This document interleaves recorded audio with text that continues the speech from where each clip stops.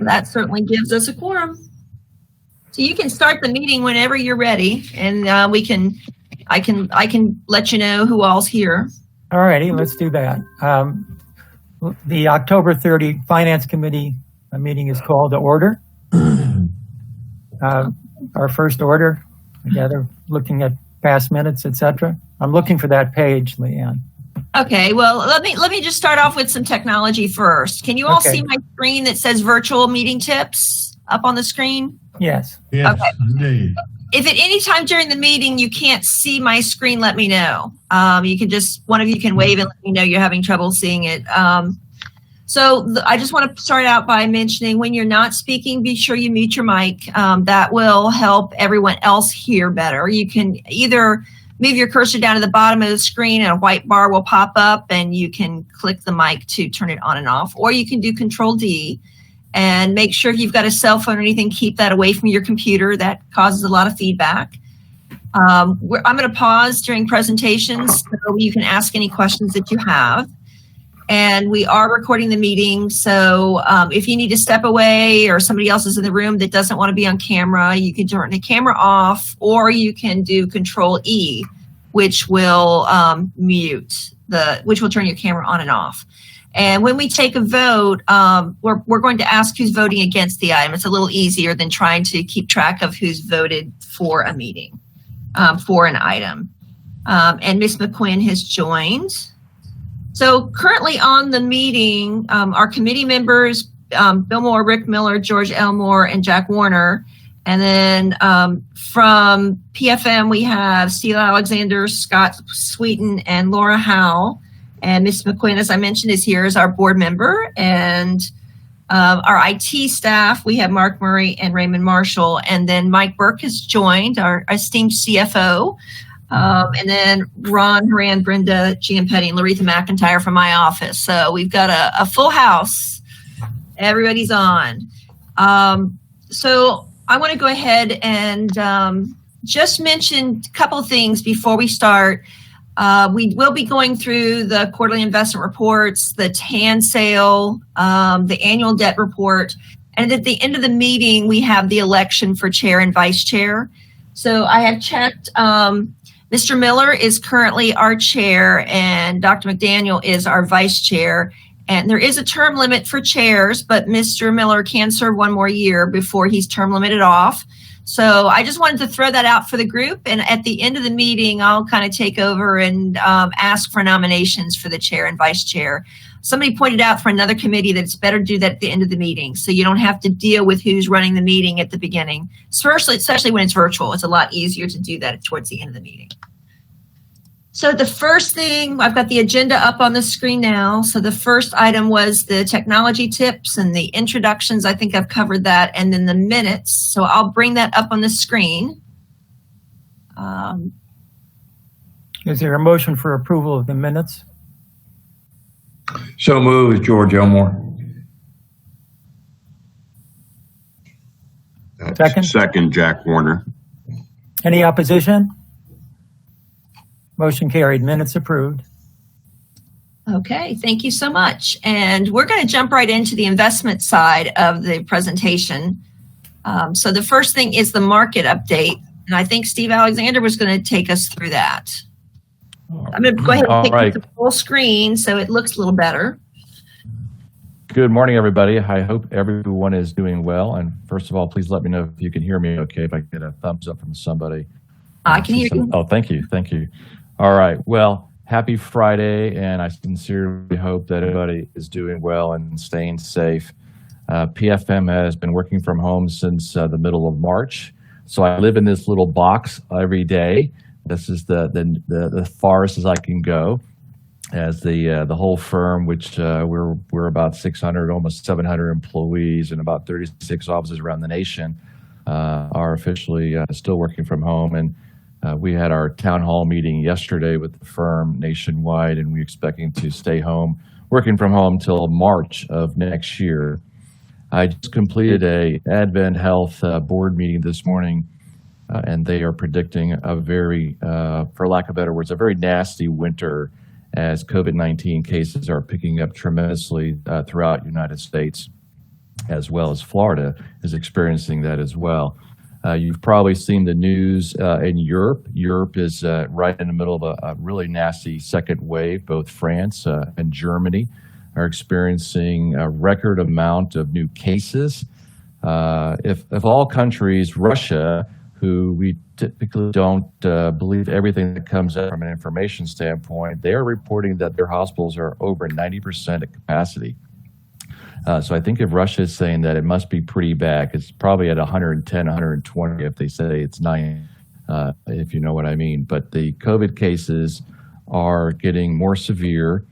They were saying that central care facilities, 60% of their revenues are coming from COVID cases. So, and no flu cases is what is being reported at this point.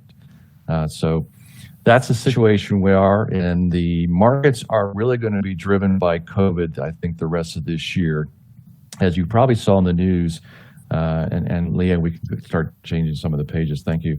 As you probably saw in the news, GDP was up a very impressive amount at 33.1% for this past quarter. Of course, you remember the last quarter we were down 33%. So that's a rebound, a solid rebound, but obviously there's a lot more room for improvement. As the COVID-19 keeps a stronghold on our economy, and I heard some folks talk earlier about meetings and other events. Restaurants, small gatherings at home, as well as bar activity are the three number one places that COVID-19 is really strong at. So being very careful in those areas. The winter months are going to be very challenging for the Northeast and states that have experiencing tough winters, and that will play a havoc on the economy. So we are expecting a very difficult economy coming in this last quarter of 2020 because of COVID-19 is going to continue to start to rise. I think yesterday we hit all new highs with over 88,000 new cases and 971 deaths. This week has been a record week for new cases. So this situation is far from being over. In fact, the healthcare officials are saying they're losing control. So when we think about all that, we have to think that the economy is going to be very challenged as we go into this final quarter, into next year. So here are some of the current market themes here that we have on the slide. In response to all this, if you recall, the Federal Reserve, March of this year, took immediate action. Their playbook for really the credit crisis of 2008 that many of you board members were here in 2008 and what we experienced.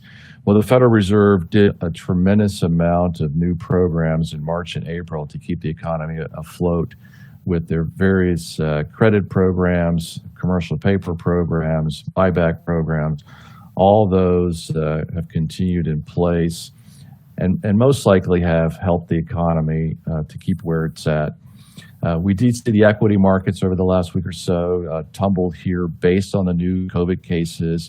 We saw a slight little rebound yesterday, but we're down a couple thousand points because of the new COVID cases. I would expect to experience more choppy economic news as we go forward, as we're just simply not out of the situation, and the economy is going to continue to suffer because of that. And then when we lay in the winter months here, it's going to be kind of a double whammy as we try to claw our way out of this situation. If we go to the next page, Leanne, thank you.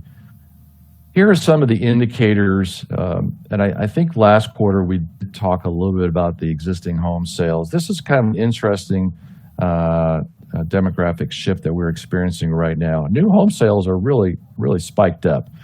Folks are looking to get out of metropolitan cities, and they're looking for single-family homes. We have a very low supply of single-family homes, and that's why we're seeing property values and market values are going up. I suspect overall tax rolls will be a little bit better next year. However, we are hearing from a few property appraisers, and I had a discussion with Leanne about this earlier, I think last week, is that folks are reporting in that they're not going to be paying their property taxes on an early schedule this year. As you know, that in Florida, if you pay your taxes by November 30th, you get a 4% discount.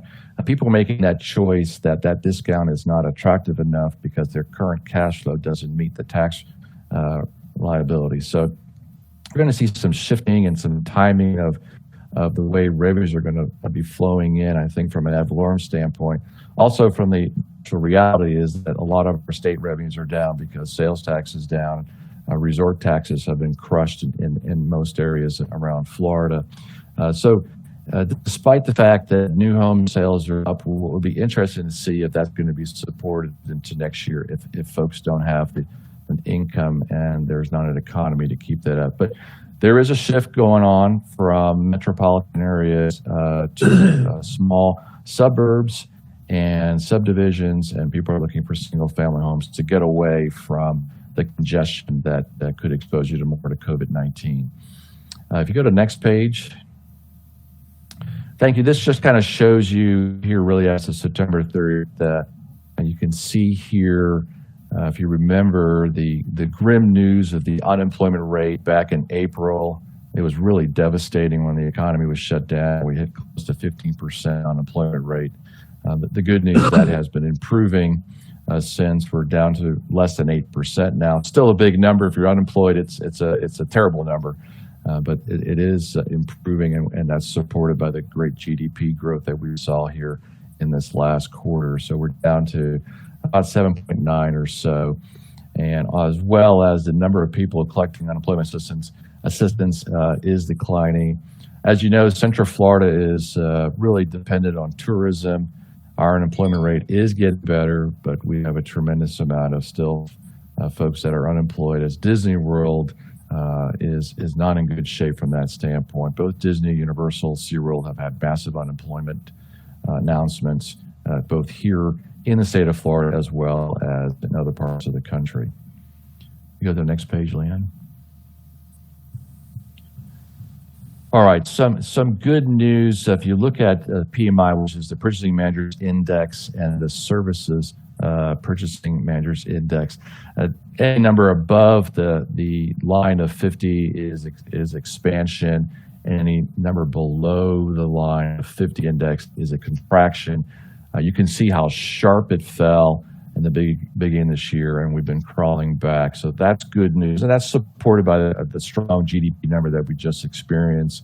Is that manufacturing has definitely improved, and as well as service.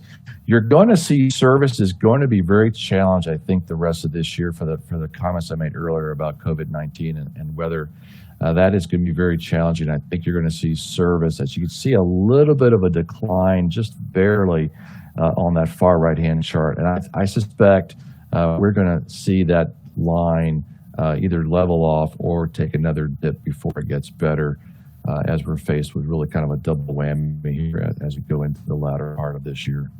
Next chart, please.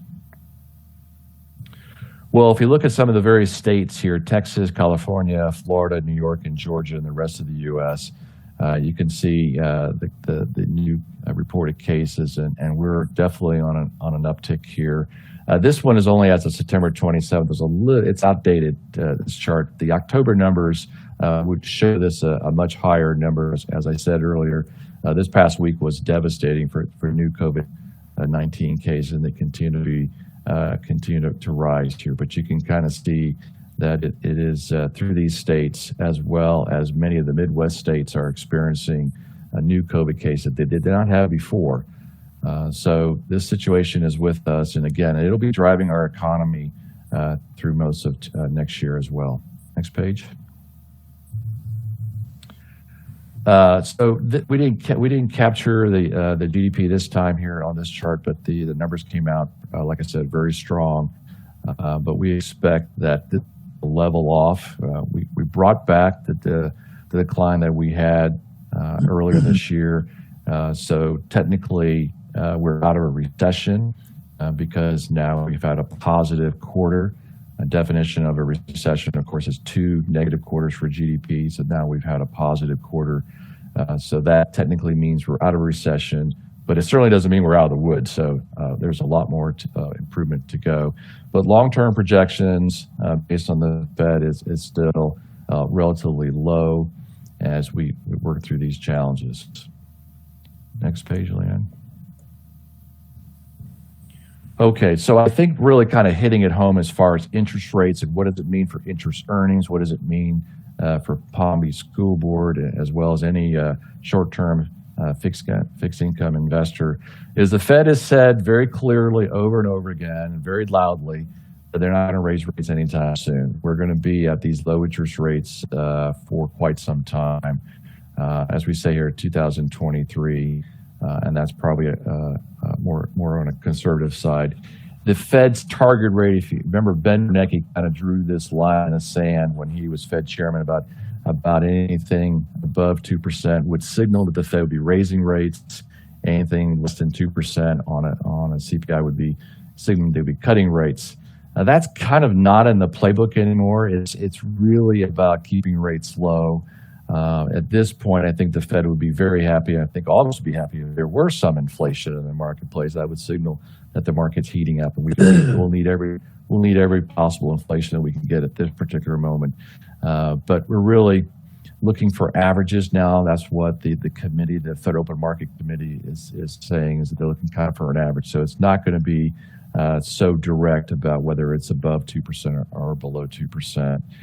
I suspect that for at least next year, you're not going to see inflation be a concern, and the Fed's just going to keep interest rates at this historical low rates. Fed funds basically are trading between 6 to 8 basis points on a day-to-day basis. So that's about as low as you can get. And we experienced that back in 2008, 9, and 10. And all the great work that the economy did to get back to having an interest rate and a yield curve. And of course, the Fed started raising interest rates back in December of 2015. Well, all that's been wiped out. Everything that we gained was wiped out here in March. So the story is from the Fed is they're keeping rates low. Next page. To kind of give you a better idea beyond the short-term rates, beyond the Fed funds rate, if you look at the 2-year Treasury and the 10-year Treasury, these are good proxies of the entire Treasury yield curve. You can see how dramatic the interest rates drop. These charts go back to December of 2017 and 18. Those were what I say the good old days. You know, we still were complaining that interest rates were low. We were complaining, and I think generally we always have something to complain about. But I think we reflect now and go, those were really good interest rates. We had a positive sloping yield curve. We were expecting the Fed to keep interest rates up. And then, of course, COVID-19 came out of the blue. And you can see the 2-year down to 13 basis points, the 10-year, hovering around 60 basis points or so. So long-term rates are down. I think the next chart will show the entire yield curve. So this is the entire yield curve, the Treasury yield curve. It goes from 3-month Treasury bills on the far left all the way out to the 30-year Treasury bond on the far right. We plotted September 30th is in a dark blue line. June 30th is in a light blue line. And when I say the good old days, December 31st, 2019 is in the dotted blue line, way, way, way up there on the chart when, again, like I said, we were complaining about a 150 overnight, but that was a very good rate considering we're at 9 basis points today. Yeah, that's where we invested all the tax revenue last year. We were doing that in November and December. And that's why we still had pretty good interest returns for FY20. And you see that better returns from all the pools and money market funds because they still have some securities that are out there that were issued back then. And now everything's dropping down. So at some point during this presentation, or maybe at the end of it, Steve, we need to talk a little bit about our plans for tax revenues coming in this year. Because all this information feeds into our challenges this year. Yes, and absolutely. So there is the yield curve, 9 basis points over return. So go ahead, Leah. That's fine. Thank you. So let's talk about what's the risk perception. What's the risk embedded in the marketplace, the contrast between where we are today and where we were back when the pandemic started. Each of these charts are very significant in the fact that they show how much interest rates spiked up for each of those sectors, whether it's federal agencies on the top left-hand side or corporate notes on the lower left-hand side. You'll see that the March time frame, those lines go up a lot, and that simply means that investors said, listen, there's a lot of risk in the marketplace. I need to get paid a lot higher yield before I'm going to buy that particular bond. And as you know, the relationship between yields and market values, if yields go up, that means prices go down, which means market values go down. There's that inverse relationship. That's why these charts are so important. It's a spread analysis. And when the spread between treasuries, which is what is represented on the x-axis being zero, and those lines represent the additional yield by sector, when they go up, that signifies that there is a risk in the marketplace, whether it's real or perceived, it doesn't really matter. It just means that yields have gone up, market values have declined. The good news, as you see, as we get away from March and we get into September, we're much more back to normal spread variances between treasuries and these various sectors. So that's good news that the market, from a fixed income side, is not experiencing the kind of spread that we had back in March. So that's the good news. And that's generally the result of the Federal Reserve, to be most honest with you. With the Federal Reserve's credit protection programs, there's about 8 or 9 programs they put in place.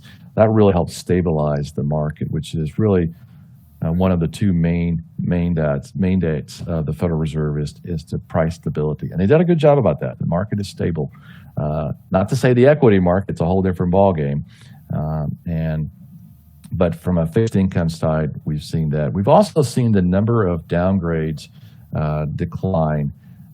One of Scott Sweeten's, he's on our call today, he's our client manager. One of his responsibilities is to keep our clients informed of any particular downgrades from either S&P, Moody's, and I think that's been a little bit less of a headache for him. It was a very busy March, April, maybe a little bit into May with the number of downgrades. That seemed to have tapered off as we've gotten closer to the summer months, and we'll have to see what happens here in the fall and winter. But so far, it's kind of tapered off, which I think that's good news so far. Next page again. So this really just kind of shows here the corporates 1 to 5 that are rated either A through AAA. Most of the corporate notes are going to be actually in the BBB range because of the pandemic. You're starting to see a little bit of a tick up there here in September on corporate spreads. I don't know if that's an early indication that we're going to see some market risk here because of the increase of the COVID-19 cases, but that's still something we're keeping a close eye on. Next page. If we look at the short term that Leanne was alluding to earlier from a strategy standpoint, of course, we're going to be very challenged with overnight investment returns, cash interest earnings and cash flows are going to be very challenged from that standpoint, simply because we're going to be earning historically low interest rates overnight, and that's going to be a challenge. I think probably one of our main goals is not to have negative interest rates based on the rates that we're receiving overnight from the banks. So that's going to be an interesting challenge. We experienced that a little bit back in 2008, 9 time frame. There was a lot of discussion about negative interest rates. In fact, we still have about 22 countries around the world that still have negative interest rates from the credit crisis. It's still in that position. The Fed has clearly said over and over again they do not want to have negative interest rates. That's not something they want to. But I think that may still be a challenge here. You can see on the right-hand side, agencies, treasuries, and commercial paper. You can see where their interest rates are from maturities from 1 month out to 12 months. So all very low. But the good news is that again, the spread compression that you see here on the left-hand side for commercial paper, 6 months and over, has dramatically come back.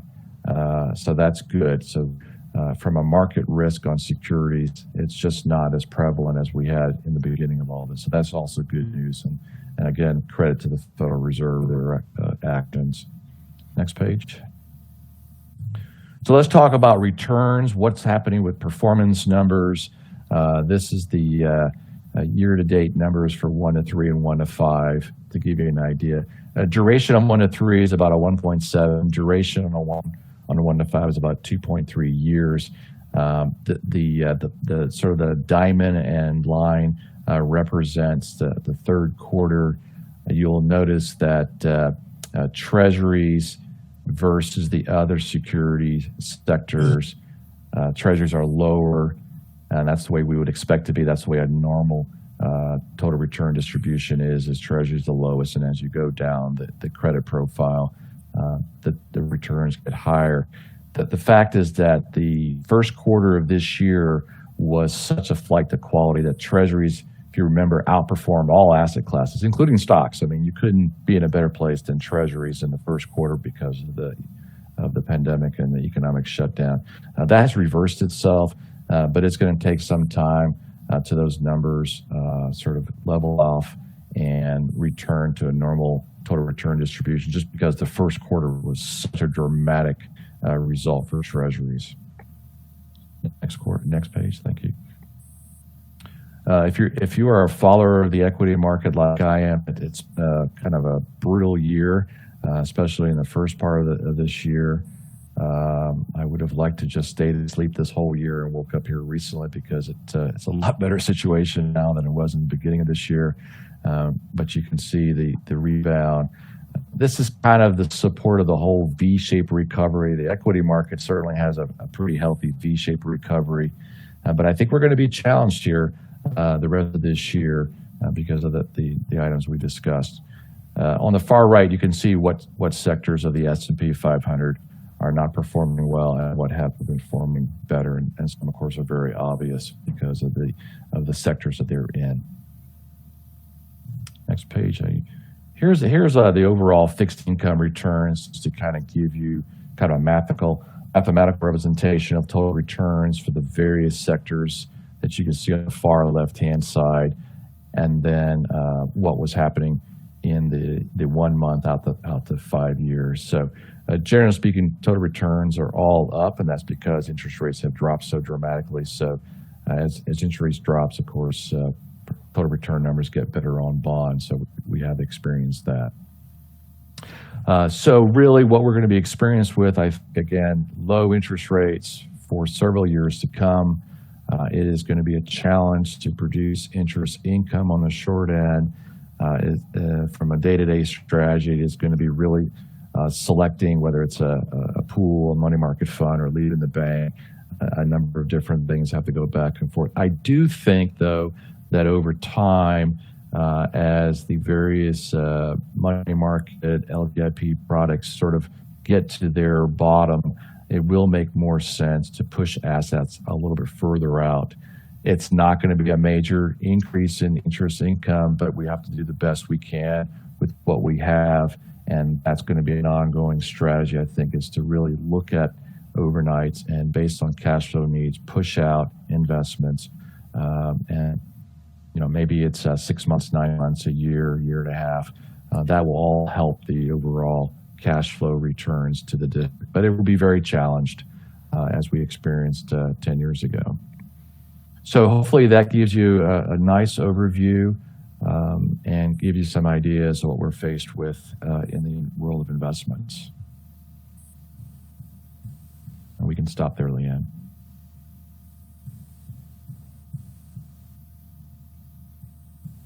Any questions from anybody? Steve, it's Rick. Question Yes, sir, for Rick. you. Are you looking then to do 1 year investments, basically? It looks like that was the better range. Yeah, I mean, I think that's going to be the decision point. Now, of course, it'll be up to Leanne to decide that cash flow can go out of you, but from a return perspective, you're absolutely right. And that's the additional spread that we'll have to be able to pick up. Yeah, one of the things that we're working on is a review of the core portfolio and the size of the core portfolio, just to look to see if we have the ability to push some things out longer. As you know, our core portfolio is about 80 million, and the rest of the money that comes in is all money that's going to be used to cover payroll over the course of the year. So we're going to look at the history and see if there's any ability to push some things out further. One of the things I'm worried about, Steve alluded to, he and I talked about it last week, is just when will the tax revenues come in? We did the tax anticipation note and assumption that all the money will come in the month of December.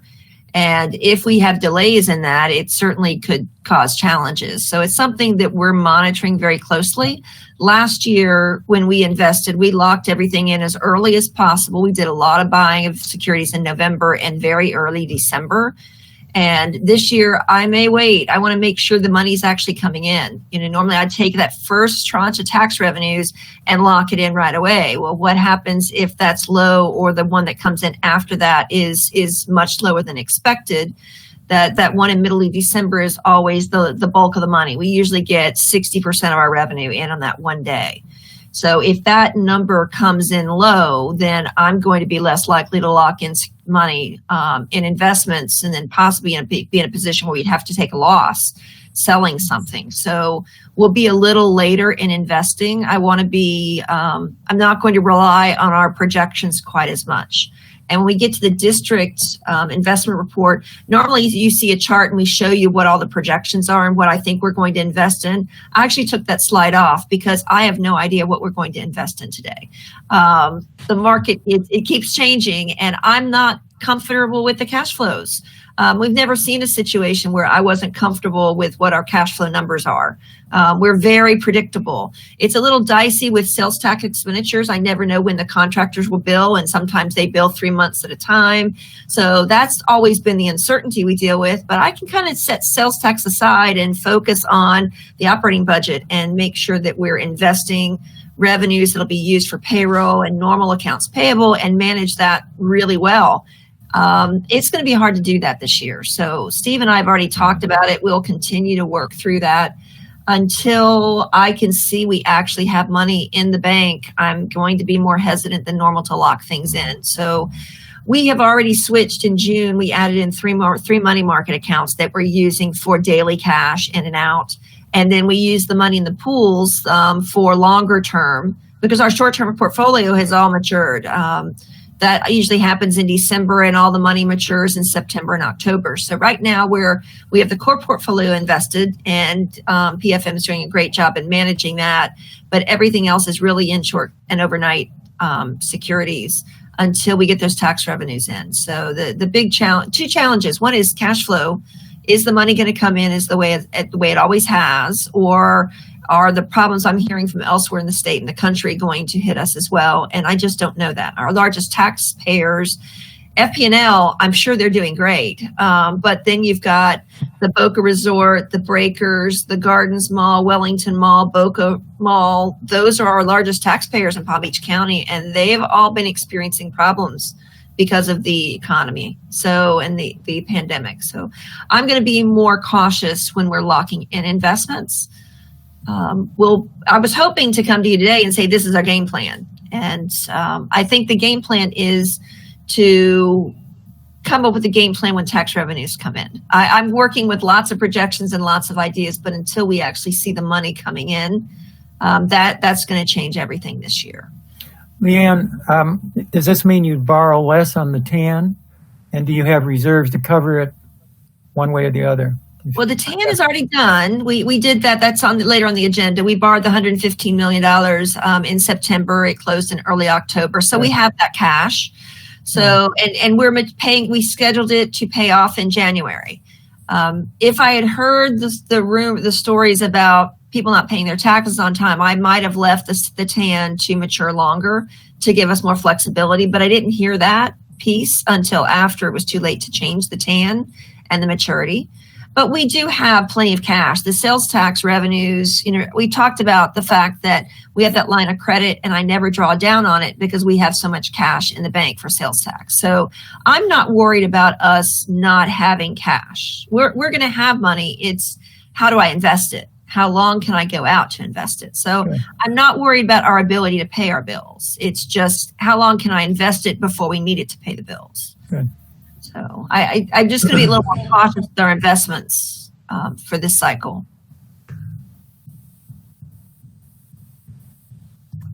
Mike? Yes, that concern about people not taking advantage of the discount in November on their property taxes, is that more towards commercial property than residential? Okay, Yes. so that's, and what commercial is what, about 20% of the overall property value for our county? Right. Yes. Okay. So I think we're going to be fine. I just want to make sure the money actually comes in and we see it before we lock in investments. Because last year, the first money that came in, the first tranche of tax revenues that came in, we locked that into an investment to pay off the TAN in September. So we did a long-term purchase of securities, locked it in, and did that right away. Well, this year we didn't schedule the TAN out to September. It's a short-term maturity. So that money, I wouldn't be investing that anyways. Normally when we go out and purchase treasuries and agencies, we're going out 3 to 4 months. If you're shorter than that, it doesn't really make sense. When you look at the charts, I'm going to the chart that shows like the yield curve and the one with the different agencies. When you look at that, the rates are pretty low. And when you are investing for 3 months, and if it's less than 3 months, those rates are 5 and 6 basis points. The fees associated with having securities, you have the investor advisor fee, as well as the trustee fee, the custody fee for holding the securities. They'll eat up every bit of that return. So it's just the cost of their services. And normally you don't think about it. We're up at 150 basis points last year, and our total fees, I think, were 8 basis points or 9 basis points. It's very low. But when interest rates are at 9 and the fees are 8 basis points, you've eaten into everything. So the investments that I'm going to want to do to buy actual securities will be those that go out further. The shorter term money that we have, which is the bulk of our investments, is going to be very short term. It's going to be mostly money markets and pools this year. I think there's some room to put some things out longer, and that's why we're reevaluating the core portfolio to make sure it's sized correctly. And is there any room to push something further out? But if we need money within a year and the year treasury yield curve, and we can get a higher rate on agencies and corporates, but it's still incredibly low. So it's going to be a challenging investment season. We'll do it and we'll get it done. And Steve's team is great to help me work through what the options are. But that is all based on the cash flows and knowing how much we have to invest. So just making sure that I've got good numbers and that we're investing it correctly. I don't want to get in a situation where we're buying something and then have to sell it at a loss. So we'll work through it. And we'll report back to you at the meeting in February to tell you all the things that we did and how it worked. And so far, we've been able to thread the needle correctly in the past. So hopefully we'll do that again this year. Leanne, it's Rick again. A question for Steve. Yes, sir. We had questions with the security of money market funds some time back.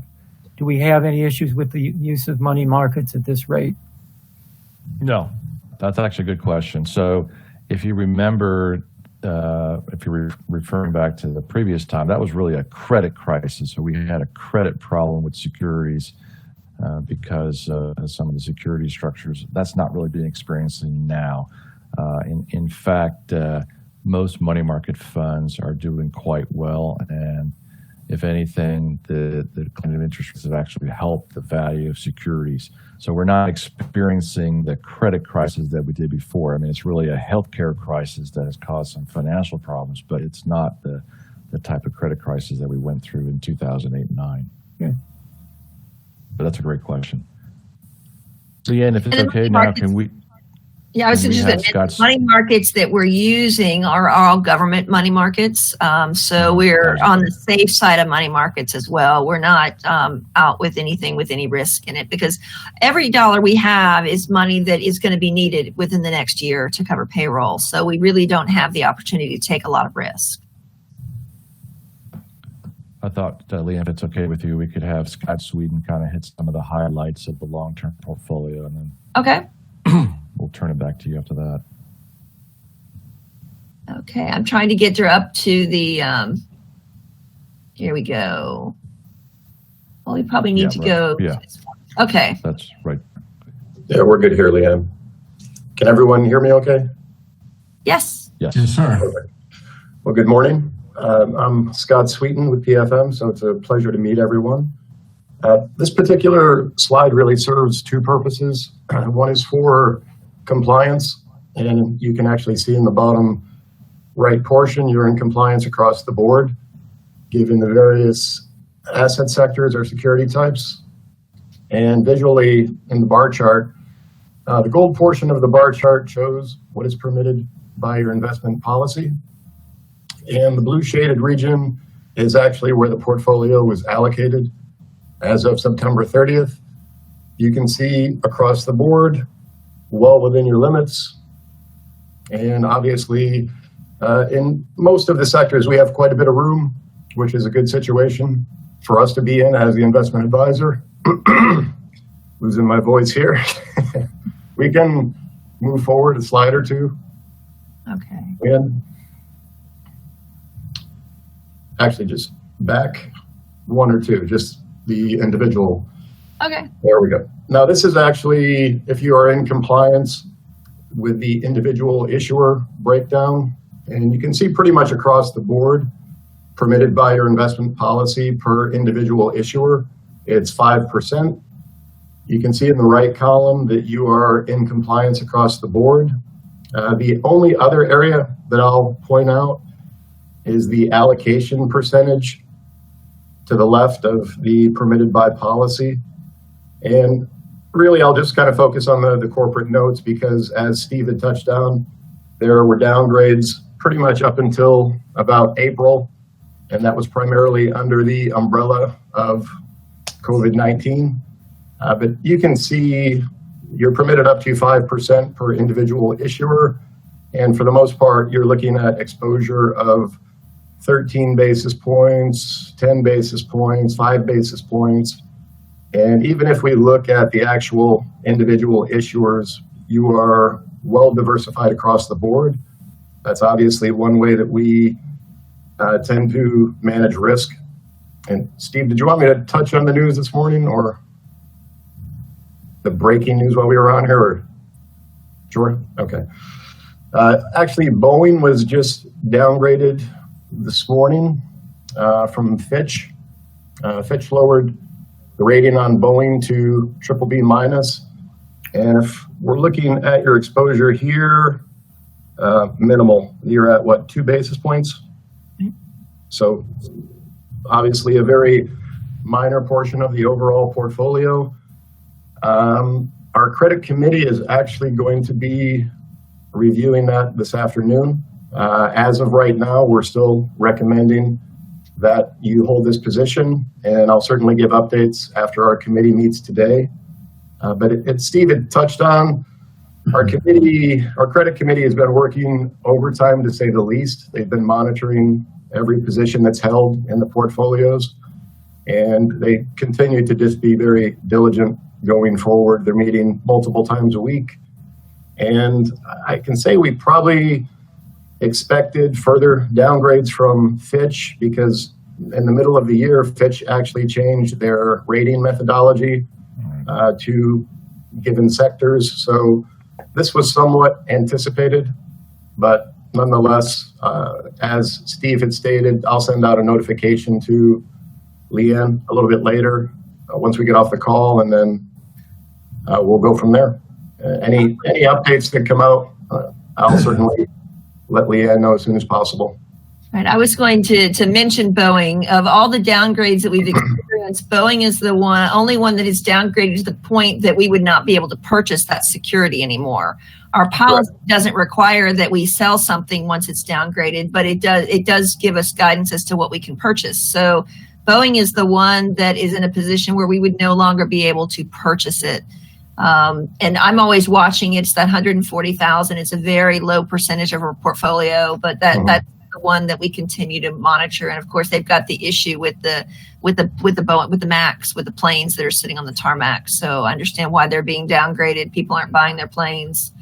Leanne, Bill Moore, can we? Yes, I know you're anxious to talk on this because no, I'm just interested in listening. I was just curious. And can you hear me first? Yes. I don't know if my speaker's on or not. the overall, what percentage of the aggregate amount of private sector debt that we have is rated AA or better?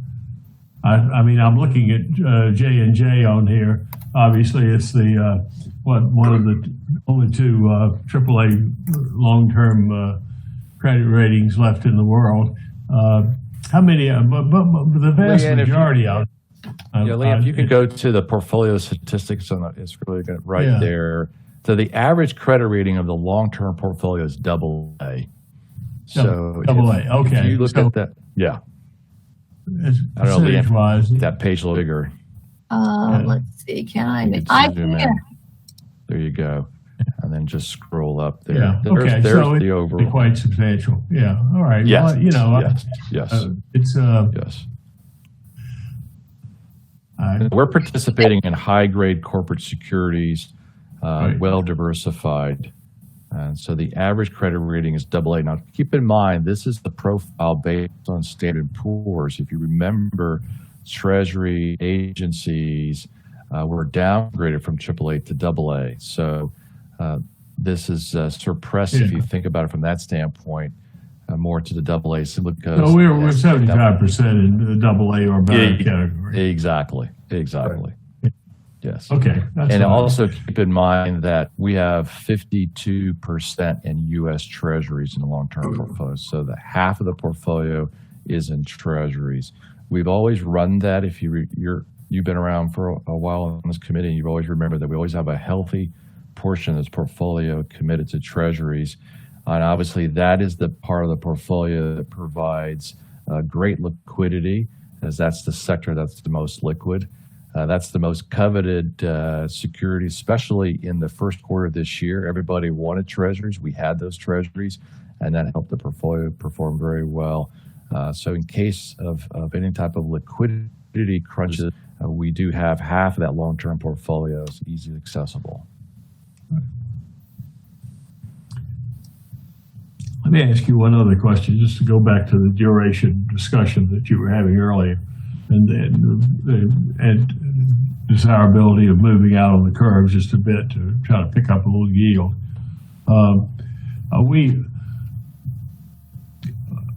Is it fair to say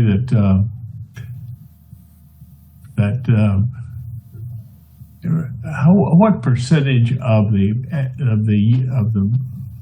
U.S. debt issued by the Treasury on a month-to-month basis, if they're buying $60 billion a month, if the Fed is buying $60 billion a month, what percentage of the aggregate Treasury issuance approximately is that?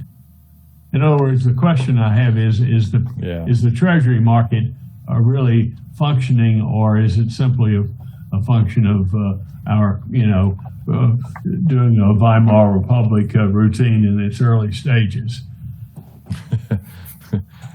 Well, if you think of what the CARES Act did, there's $2 trillion worth of bills that came out to cover the I'm just CARES talking Act. cash flow that they need on a month-to-month basis. I mean, in other words, how much are they actually spending versus how much? What percentage of the debt generated? I don't have those numbers with me right now, but I was going to just say that. Otherwise, I mean, if we really believe this whole money printing exercise can continue indefinitely, there's no reason not to go out all the way out on the curve. I mean, because there's no risk associated with it.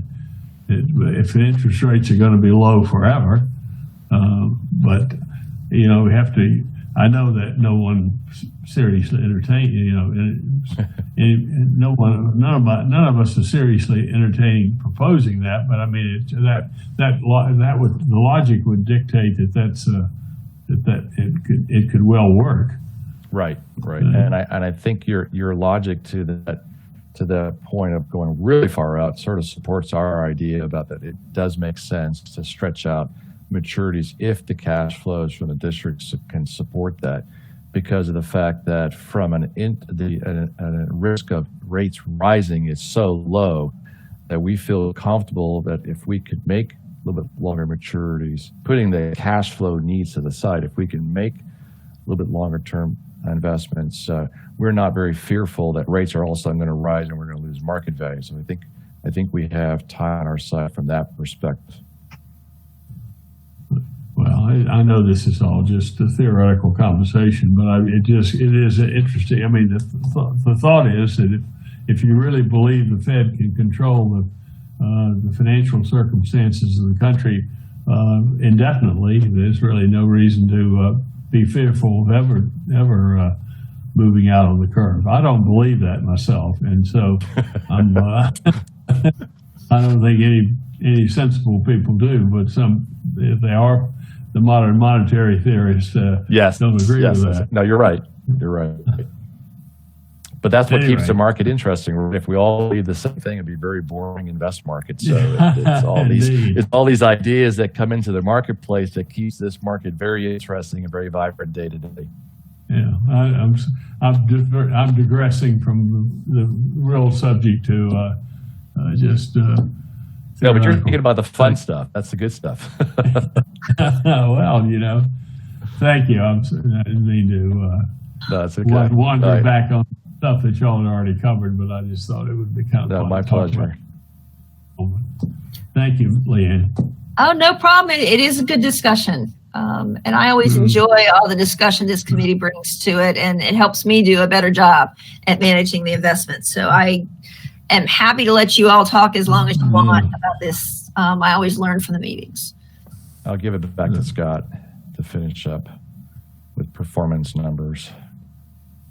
Okay, should I move ahead? Next page. There we go. Go ahead, Scott. You want me to take it from here, Steve? Yes, sir. Can you increase that just a little bit, Leanne? Yes. Oops, wrong direction. How's that? That's good. Thank you very much.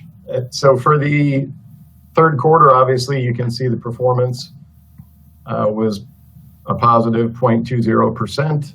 If you want to compare that to the benchmark at 0.10%, you can see the outperformance of 0.10%. And even if we look at the last year, 4-year portfolio, you had a return of 3.61%, and obviously the index at 3.58%. So again, an outperformance over the benchmark of 0.03%. And I believe we can move forward from here, Leanne, unless there are any questions on that.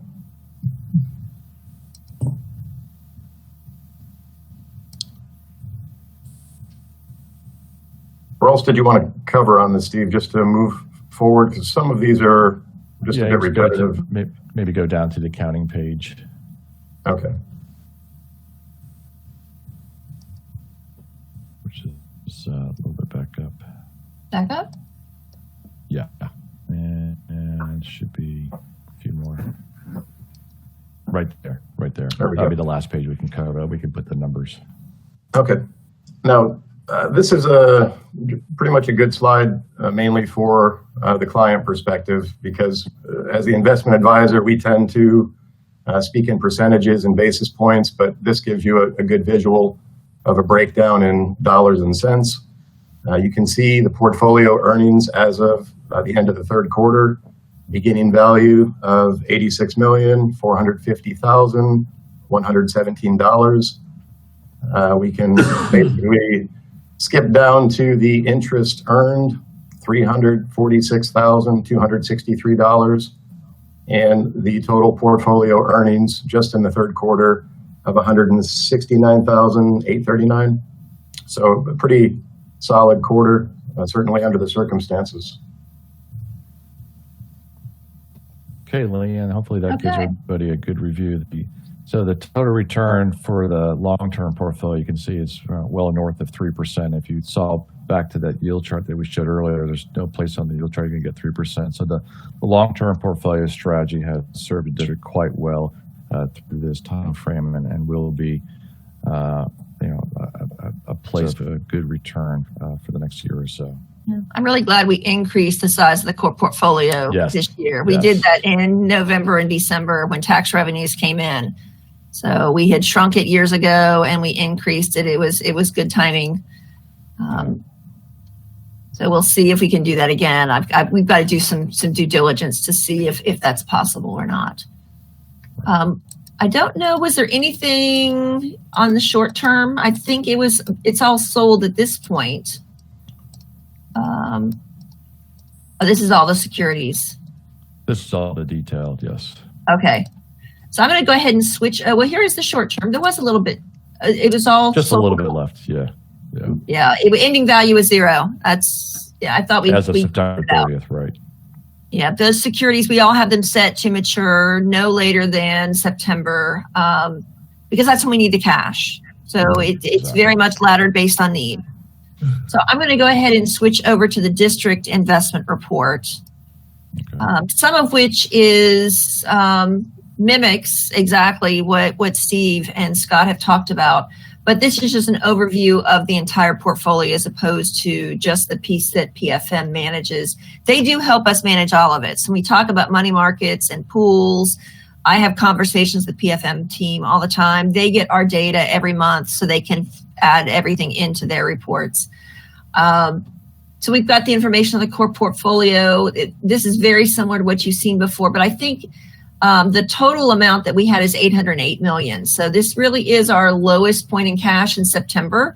We haven't got the TAN revenue in yet. Our actually lowest point in cash is always middle of November, just before tax revenues come in. But this report is the one you see that always has the lowest cash value.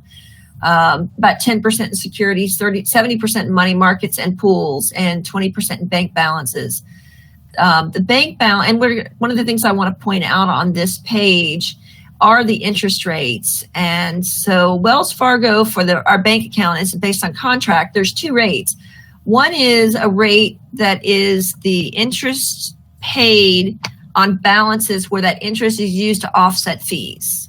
So that is still a positive number, 0.15. But any cash in excess of that isn't needed to cover fees, that interest rate is negative. It was negative when we talked in June. We don't have that much cash in the bank. We've got to the point where the only money sitting in the bank, and I think Steve Lenahan was dialing in and listening from Wells Fargo. We tend to keep cash in the bank that we need for about a day or two. We keep the cash balances very low. The only time the balance jumps up is, a day before payroll, because we have to have the cash in the bank prior to paychecks being cut and direct deposits going out. The school balances are still in the account, but in the bank, but they all fall under this earnings credit rate. We don't have any excess cash in the bank at this point. So even when the TAN money came in and we received the $100 million that day, it came in and we invested it the same day, so it wasn't there overnight. So my goal is to make sure that we have the least amount of money in the bank possible. And we have switched over. For a long time, we had cash in the bank and was using that earnings credit rate to offset banking fees. We aren't doing that. We actually are paying bank fees now. I mean, it's really just a mathematical exercise. Where is it best to put the money? And when the bank rate was higher than what we could get elsewhere, then you left it in the bank, and that's not the case anymore. So we really do limit the amount of money in the bank these days. The pools, Florida Palm and Florida Prime, you notice their interest rates are a little higher than what you've seen anywhere else in our discussion. And that's because I made this a little bigger, easier to read. They also bought things 6-8 months ago when the interest rates were higher. So those securities are maturing out gradually. So these returns are dropping. I had an update with Florida Palm. We had an investment advisory committee and a board of trustees meeting recently, and the rate has certainly gone down. At this point, I do want to mention Mrs. McQuinn is now going to be the newest member of the board of trustees for Florida Palm. Mr. Shaw had been the chair, and he retired, and Mrs. McQuinn graciously agreed to do it. So I know the Florida School Board Association, if she haven't already reached out to her, they're going to reach out to her to formally offer the spot. So she'll be hearing even more on market updates than she has in the past. Leanne, if I may just take a minute, hello everyone, it's great to see you. I know I'm squinting. I have had 2 cataract surgeries yesterday and the Thursday before. A lot of squinting going on. Anyway, I'm very excited to take on Mr. Shaw's role, and he's going to meet with me monthly to make sure I know exactly what I'm doing. So I really appreciate the opportunity to do this, and I'm signing off now to go to the surgeon appointment. But I can see better, so life is good. Thank you all very much. Thank you very much. Thank you. Have a great weekend. Thank you. Okay, so that's really what I wanted to point out in this page. I'm going to talk about sales tax. We have the sales tax reports embedded into this, so I'm not even going to mention that. This chart that I have on here that shows interest earnings over the years, I really liked showing this in 2019 and 2020 when the interest rates were so much better. And now in 2021, you see the dotted black line is where interest earnings are right now. And it's just a factor of interest rates. So while I can take credit for increased interest earnings, and it's due to raising rates, which I don't really have a lot of control over, I also don't have control over falling rates. So our interest revenues will be significantly less this year than they have been in the past. And that's already built into our budgets. We've already adjusted for that. And this is just showing we have a lot of money at overnight. When we get the tax revenues in November and December, we'll start spreading this out across the yield curve, going out to up to 1 year most likely. But we do have a lot of money overnight. We did work with PFM to make sure that the options we've selected are good ones and are in full compliance with the investment policy. So this really reflects the same information Steve had provided. But I want to go ahead to the sales tax. We had an ISOC meeting, Sales Tax Oversight Committee meeting yesterday. So 2 of you were in that meeting, and this is a rerun for you. I'm sorry you're hearing it a second time, but we did have some good news. The sales tax revenues earned in August for the first time exceeded our projections. So you saw for April, and actually there's a better picture of this. This is probably the last time we'll show this, although I'll continue to maintain it. I created this sheet to be able to compare year over year, to look at the history. So for revenues earned in March, comparing the revenues received 2017, 18, and 19, as well as 20, it was down 13% to projection and 15% off the prior year March. And then when you get to April, it was 40%, 41% off of projections, 36% off prior year. But then it went to 20%. And then for June, it was off by 3%, 7% in July. And then when we get to August, we're 2% above projection. And I think a better sign is that the revenues from this August were actually 1% higher than August of last year. So sales tax and this is Palm Beach County sales tax revenues, have come back. They're certainly not up to the 115% we were used to seeing, but I took this as a good sign. But I'm cautiously optimistic because, as Steve mentioned, pandemic's not over. We don't know what's going to happen with the economy. So it's nice to see that it came back so quickly.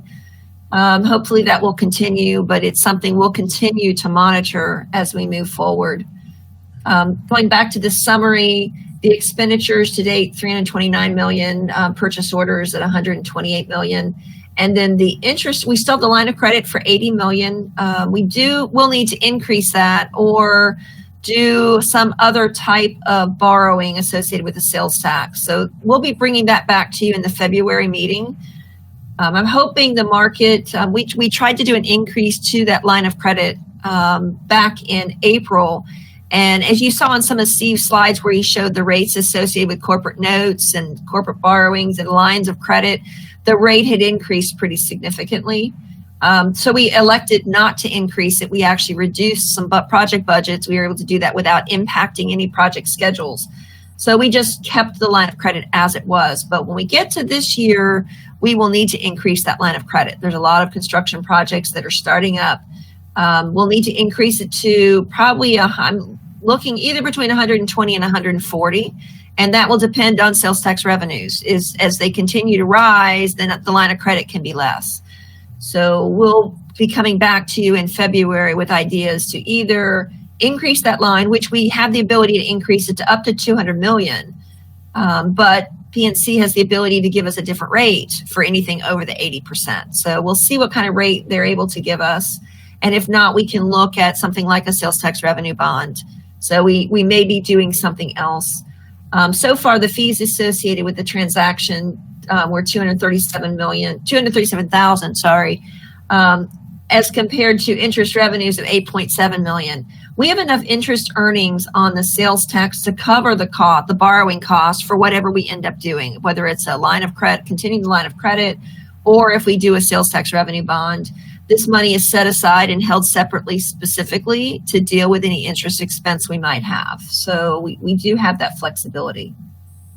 Leanne, that's used, really not utilized other than what? To allow you to enter into construction contracts that require the ability right. to pay them? It's really just for, at this point, it's just for budgetary purposes. In order to issue contracts, we have to either have the cash or the ability to get it. So having the line of credit with the ability to draw down cash on a day's notice satisfies that requirement. Right, so but you could also use it, I guess, if necessary, if things get poor.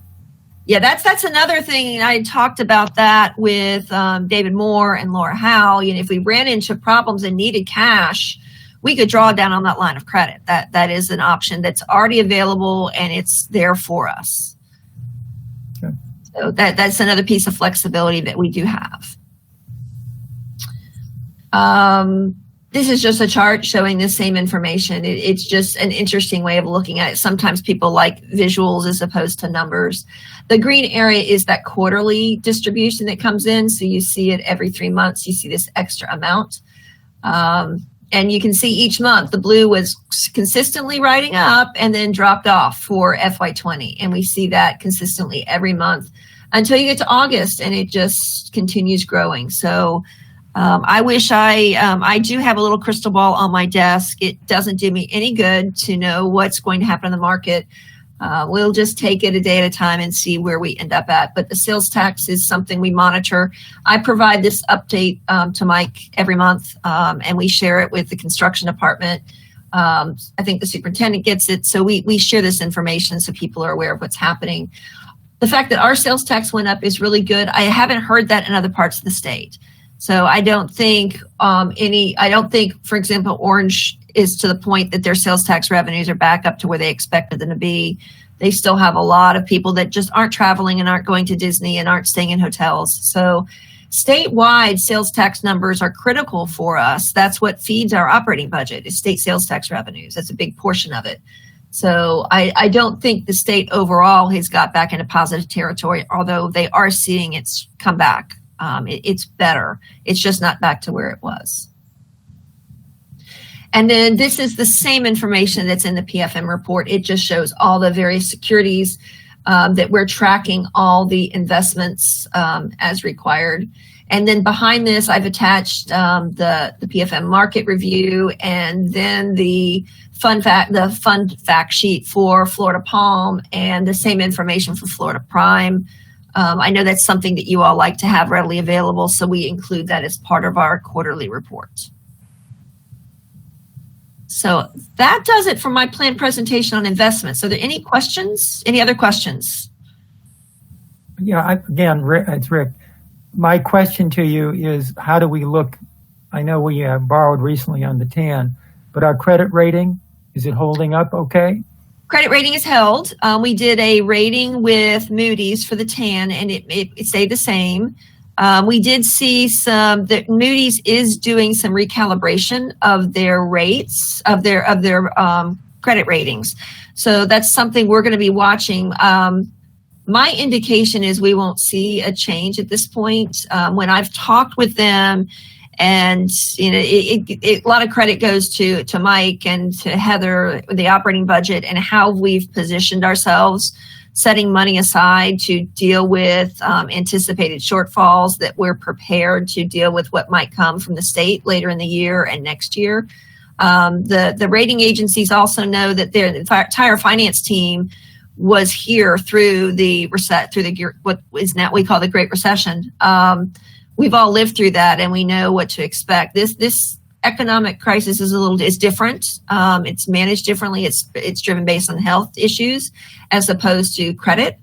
But we've experienced it before. And when I've talked with Moody's and with Fitch, they know that background. They know our ability to do that. So far our ratings have stayed the same. We will be doing a COPS issue. In the February meeting, we'll be talking about the next COPS issue. And we'll be queuing that up, and then we'll be talking to the rating agencies again at that time. So if there's ever a change in the rating, you all will be the second to know. Mike will be the first. You all will hear it second if there's any worry about the credit rating. And it's something we watch. I mean, these are challenging times, but so far it's held. Our rating, of course, for the TAN is very short term. It's a short term rating. It's the highest rating you can get for the TAN. But they also went ahead and restated our other ratings. Good. So, Good. yeah, we're in good. Congratulations on that. Very good. Yeah, hopefully it continues. Okay, are there any other questions on the investment? Otherwise, I'm going to show you what happened with the TAN sale.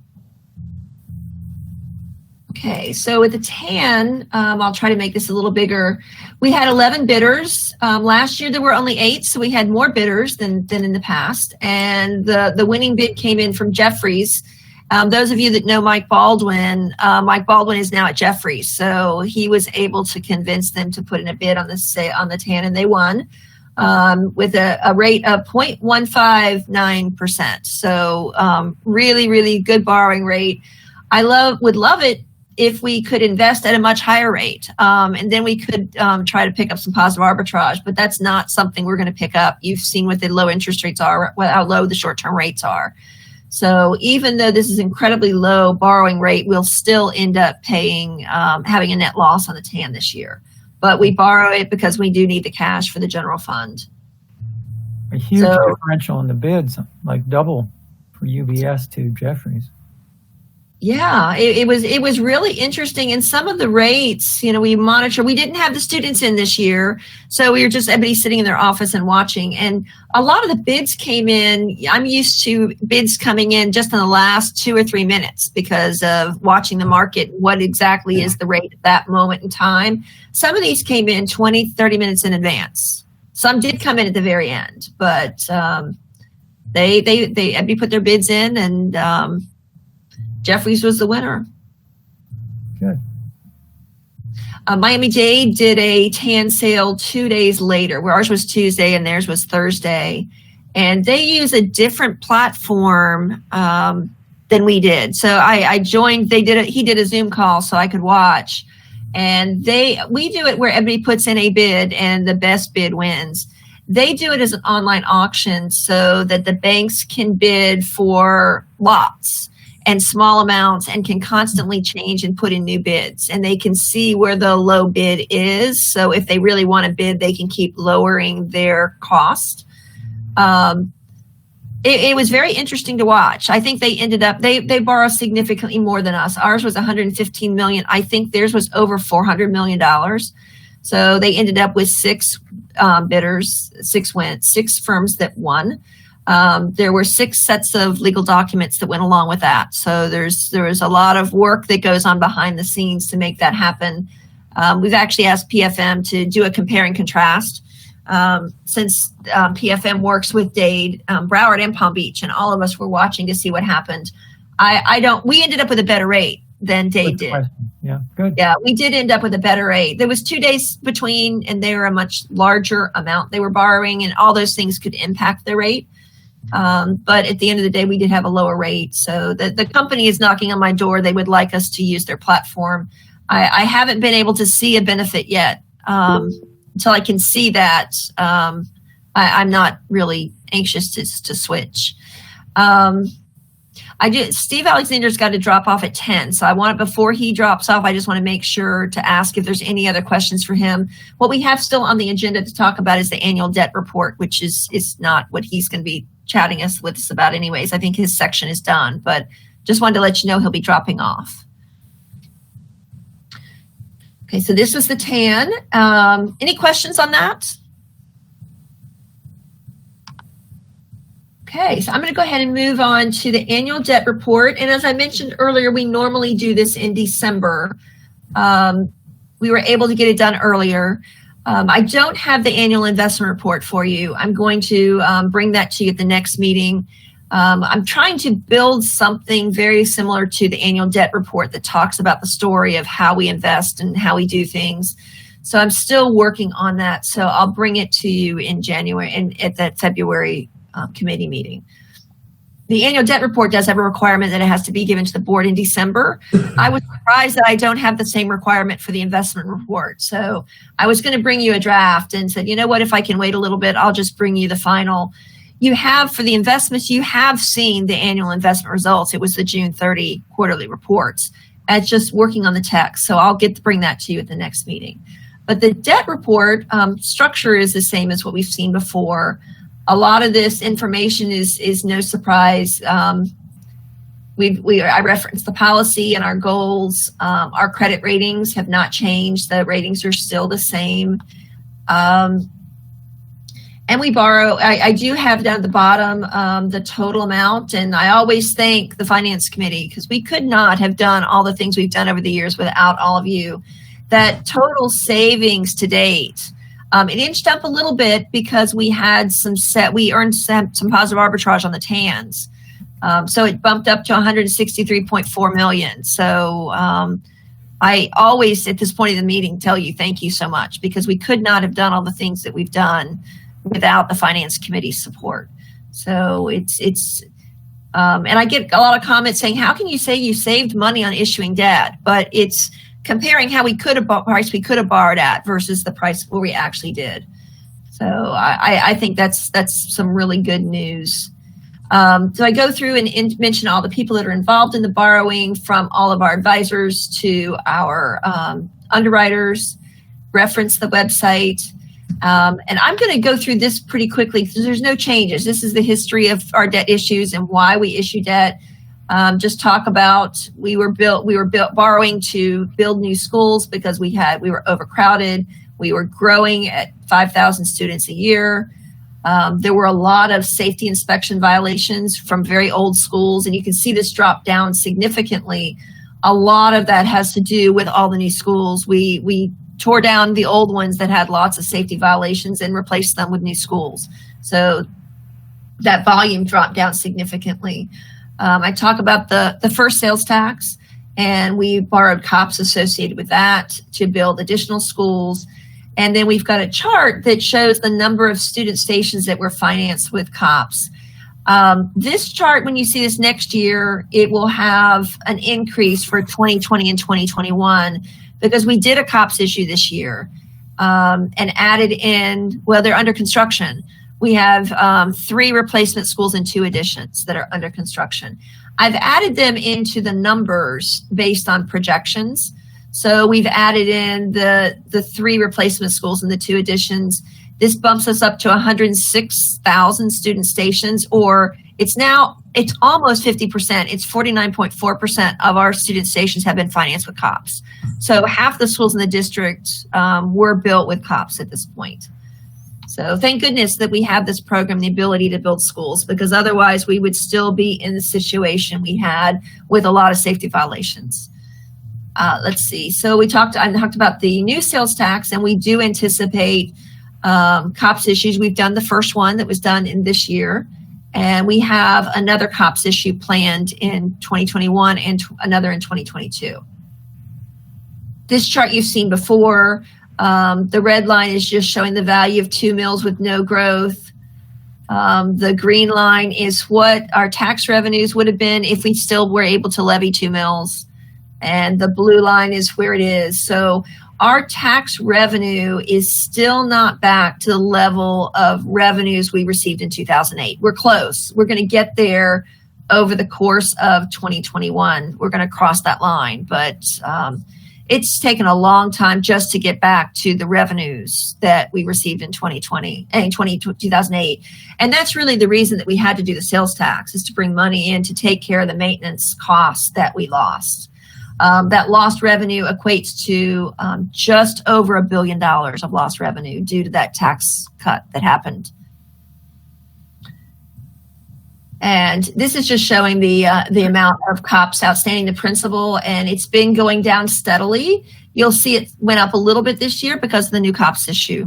We paid off COPS, but we also borrowed some for the first time. So I frequently get questions. When we were doing all the COPS refundings, the concern was that we were borrowing and extending out the principal payments, and that really wasn't the case at all. We've been paying down principal steadily over these 10 years when there were no COPS borrowings, and paying it off pretty dramatically. The refundings that we did were just to take advantage of lower interest rate and lower borrowing costs. Looking ahead, this is the chart that we have showing all the proposed new money COPS. We're well under that threshold in our policy, saying 50%, no more than 50% of the 1 mil will be used for borrowing. And I'm going to show you another chart in just a minute with the COPS, but you'll notice that we've got it backloaded. And we had a meeting, I guess 2 meetings ago, it was last February when we met in person. We talked about doing a different structure with these COPS issues because the outstanding, which is in gray or tan, I'm not sure what color it shows up for you, drops off really significantly in 2030, and by 2032, it was all gone. So what we've done is the new COPS are all scheduled to be very low payments at the beginning and in the back, and it shortens up the total maturity. So instead of going out 20 years, we're going out 14 or 15 years. And even though all the principal payments are at the end, we still have a lower cost of capital than we would have had with a traditional level structure. The gray bars here include the 2020 COPS. The blue bars is just what's proposed in 2021 through in the future. And Leanne, does that create a greater risk for us in the future? Because we're kind of speculating we're going to be able to meet those principal payments. No, I don't think so, because even with this number, the interest payment is still significantly less than what we're paying now. So it still drops off a lot. When we met with the rating agencies, we specifically talked about the structure, and they were very comfortable with this. They like the fact that it's not 25 years, it's 15 years, we're paying it off much faster. So they looked at it and said, yeah, of course, that makes perfect sense. If this was something we were going to be doing for 20 years and constantly back end loading, I think they'd be more concerned. But we've got 2 more COPS issues planned. We've got the one in 22. Actually, there's 3. There's 2022, 2021, the one we're doing this year, which is the largest one. And then we have 2 small ones after that. So they were very comfortable with the structure. Didn't even blink. I wanted to make sure they were comfortable before we did that transaction in 2020. And I know Laura Howe is on the phone. I don't know if she wants to add anything to that, but it's they were very comfortable. I haven't heard of any concern. Good. Okay, and then the rest of the presentation is really going through the different types of debt that we have. So with the Kobe bonds, we don't issue those, the state does. We haven't done a new one since 2010. The state did a refunding on our behalf in 2010. And so the amount that's left still outstanding is, I think, about 6.5 million. We'll be paying 1.1 million in January. But that comes out of state revenues. It comes out of motor vehicle license revenues. So the state manages the whole process. We don't even make the payment. They send us a journal entry to book every year. So that's really the state bond program. For equipment leases, as you know, we did one last September. You've approved another lease for chillers that we'll be doing this year.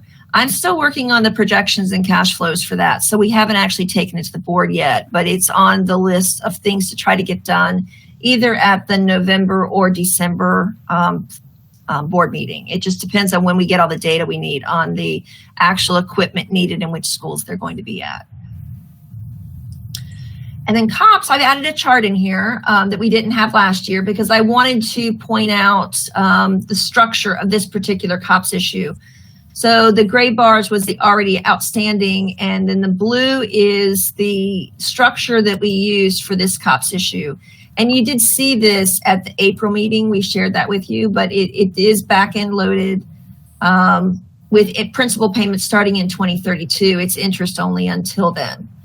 And as I said, the rating agencies were very comfortable with that, just because we have so much capacity that's outstanding. When we get ready to do the new COPS issue, and we'll talk to you in February about it, we'll talk about the structure to go through the analysis. PFM will do an analysis for us to show the expected borrowing costs through whether we do level debt service or if we have some principal at the beginning and spread it out. We'll look at all the options and bring all that to you before, so you'll have that information when we approve the next COPS issue. Our outstanding debt, I mentioned earlier, 49% of all student stations were financed with COPS. We've paid a lot of those off. So under the current master lease, there's 39% of our student stations are still included in the master lease. And I think that's the only new thing in the presentation. So I go through in the update on the QZABs. There is only one remaining, and it matures in December of this year. So we'll be paying that final payment in December, I think it's December 15th. And then all the QZABs will be completely paid off. And the QZAB, or QSKIB, QZABs and QSKIBs, the Qualified School Construction Bonds, those were part of the AIR stimulus program in 2010. So we are making principal payments on those, or we're making payments into the escrow account. So we make principal, but we don't pay interest, correct? We're paying, actually there is an interest payment, and principal payments started in 2019. Mm-hmm. So there is interest payments. We get a subsidy from the federal government that's supposed to offset it all. It didn't quite offset it all because of sequestration. The government reduced that. So we are paying some interest on those, but a very low amount. And then we have the short-term debt. So the TANs, I talked about what happened in 2019 and in 2020, the subsequent event of the TAN that was just completed. The revolving line of credit that we did in 2019, I just provided an update on that. That unused fee that we're paying now is 0.1%. So it's an incredibly low rate. And again, let's see, I've got a note from Michael Koner. I think he was maybe trying to get into the meeting. Don't know. Hang on just a second. Let me see if he sent me a note. I'm sorry. What is the meeting code? Okay, Mr. Koner, if you're on the phone, I'm going to send you another calendar invite very quickly that should give you the link.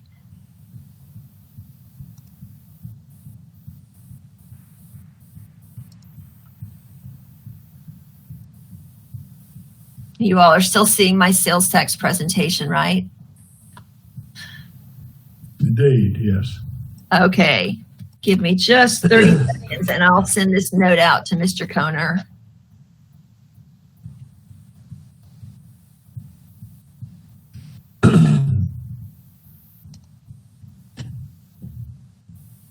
Okay, Mr. Koner, hopefully you received that email.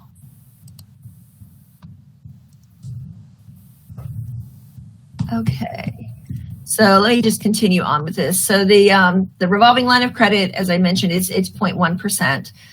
It's still at 80 million, and we are expecting to increase it during FY21.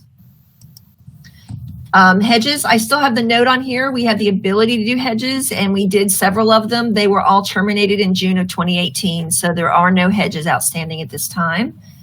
The credit ratings have stayed the same. It hasn't changed. So those are our credit ratings. And then the rest of the report has, the rating definitions. And then this year I added the policy in. Just for the public that might be looking at our debt, we've attached the policy so they can see that if they're interested. And then we get into the reports. And this one is one that our legal department really likes. It lists by debt issue that's still outstanding the individual schools and what was financed. So this is helpful for them to know what schools are still included in the master lease. And for each transaction, it shows the original par, the amount outstanding as of June 30, which is the date of this report, as well as how much is outstanding on August 1st. I like to include August 1st because our principal payments happen August 1st. So while we're meeting here in October, the 108 million is not still outstanding. It's dropped down to 92.6. So I include both amounts, as well as the project cost for each one of the schools. So this shows you every COPS issue that is still outstanding. And I'm going to scroll down to the bottom of this report where it has the new transactions for the last COPS issue. I've got an asterisk beside them because the buildings are not complete and I don't have final square footages and student stations. These are estimates. The acquisition account mentions that it's open. All the other accounts, all the other COPS issues, all the accounts have been closed. There's no money still outstanding. There's no money still available to spend, rather. So this shows you the schools. It's 3 replacement schools, Addison, Meisner, Verity, Washington, and 2 additions, a core expansion for Citrus Cove and a addition for grades 6 through 8 at the Plumosa School of the Arts. The Verity Elementary School has opened. It opened for students in August. So it is open. We've not made final payments. They're still going through pay applications, and they're hoping to have the final pay applications in for that in January. For those of you that are on the Sales Tax Oversight Committee, you've probably seen pictures of that building.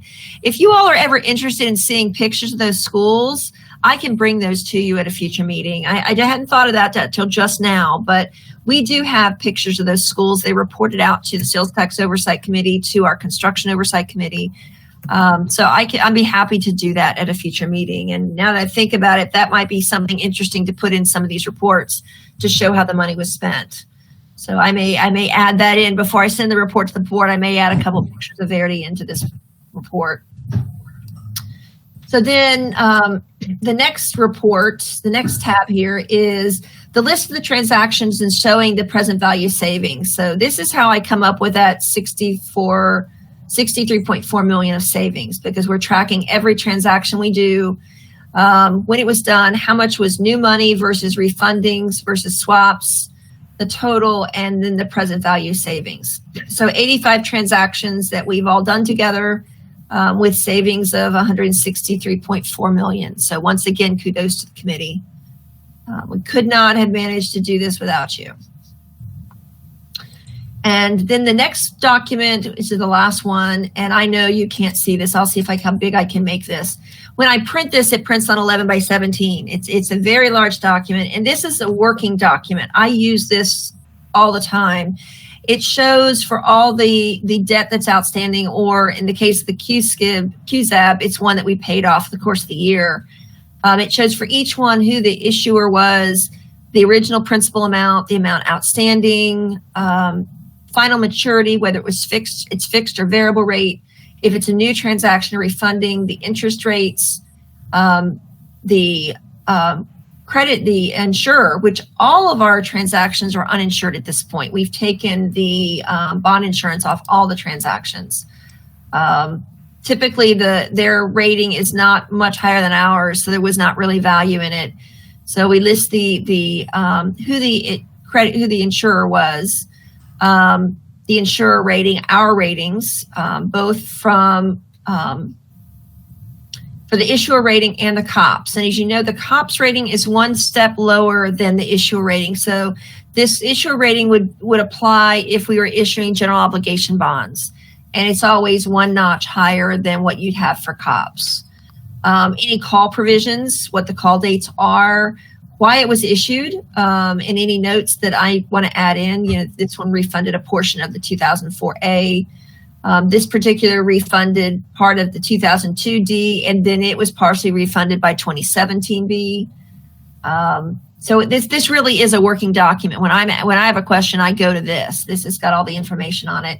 Any exposure to market change, which all of these are no at this point. That exposure would be there if it was variable rate debt, and at this point we have no variable rate debt. There's a column that I've got hidden asking if it's variable. No, it's over here. Variable or fixed. Everything is fixed rate. We've added in if it's a public offering or direct placement. That wasn't a big deal before, but now when we do our annual financial reports, we have to report the percentage of our portfolio that was a direct placement as opposed to a public offering. So we have to track that and it's in our financial statements. So now I've added that in. And if there are any hedges, which there are not, the answers to those are all no. So this document, this is actually the only thing that's required by policy for our annual report. And it didn't require that all these things be included. This document, if I go back and look to the first time we did it, was much simpler. We've continued to expand this since it is a working tool. And all the other information is there for information for you, for me, for the board, for the public to understand what we do and why we do it related to debt. And then the next page, the first page was all COPS. The second page includes the equipment leases, the TANs, and then the Kobe bonds. So it includes, which is the state issued debt. So it has all of our outstanding debt. And that is our annual report for debt. Leanne, one question, it's Rick again. For COVID and for all the pandemic issues for classrooms, how have we managed that? Is that what kind of additional costs were there or have there been? And has the federal government assisted in that at all? I think I'm going to let Mike answer that. I can help with that. We did get about $34 million through the federal stimulus, the CARES Act, and we're using that grant to help offset a lot of those additional costs. We've spent about $15 million this year in PPE, additional cleaning equipment and supplies, gloves, masks for all our employees and students. A pretty long list of items. So we've built that into the budget using, we also had our board established, we were kind of proactive in the spring, kind of when we saw what was happening with the economy, and we went ahead and reduced our department budgets, and we were able to cut about 18 million in central kind of department costs. And we took all the money that was available and we built a reserve. This was a part of our budget the board adopted in September, about $42 million. And some of that was, last year when we shut down in March, we had some savings. We saved about 26 million the last quarter of FY20 because we weren't running school buses. We were able to save on utilities. We had fewer substitute teachers. So I guess basically the two big pots of money are we've created locally this $42 million reserve, and then we had the $34 million in CARES Act grant funds. And we're hanging on to that $42 million because we feel like the state's going to be cutting our revenue at some point within the year, or if not this year, definitely for next year. And with the new wrinkle, the new challenge is our enrollment. We're down about 7,300 students. That's equal to about $60 million in revenue. The state has said through the governor's executive order that districts would be held harmless on their enrollment for the first half of the school year. So if they hold true to that, then our revenue loss for this year should be more like in the $30 million ballpark. So you can see that a loss of 30 million could quickly wipe out much of that $42 million reserve, but at least we're prepared for that. We are trying to, we're hopeful that some of these students will return. We're actively recruiting and reaching out to families that have not returned to school either in person or online. And I'm hoping I'm answering your question here. Where are the students, question you have, but where are the students? I guess I have another question, but where have the students gone? Where are they? It's a mix. The biggest loss was in our kindergarten and primary grades. And, we were short nearly 2,000 kindergarten students. And those kids, they've either gone to private school or their families might just be keeping them home for another year. Maybe they weren't ready maybe they're going to sit this year out. And we've heard there's kind of like this red shirt phenomenon. We do think we lost some kids to private schools because in the summer, private schools were touting that they would open, physically reopen their campuses. We've seen more kids go to home education where the parents become the teacher. And, and then there's Florida virtual school. There's also the state, in recent years, they've created a new voucher program, family empowerment scholarships, we've got about 1,600 kids that have taken advantage of that family empowerment scholarship or voucher. So it's a mix, and it's not just a Palm Beach County thing. The large districts across the state and the country are all seeing a drop in enrollment. I just read an article recently that there could be as many as 3 million kids across the country that have basically stopped going to school during this period because of COVID. And so it's a big issue nationally, and we're just trying to work to make sure that we're reaching out to our families to try to get them back in school. And there's some talk anecdotally that the families that left for private school for this first semester may be back with us in January. I've heard principals have been telling me just on the side as we go through their school budgets and enrollments, they're hearing from families that they may be coming back in January. So it's kind of a fluid situation, but we've tried to prepare ourselves the best we can. I think we were kind of unique in that we were proactively cutting our budget last spring. I haven't seen that done throughout the state, really, but we felt like having gone through this with the Great Recession that we needed to just start doing anything we could to putting money aside. Can you explain also, I heard about reduction from money from the state. What is that about?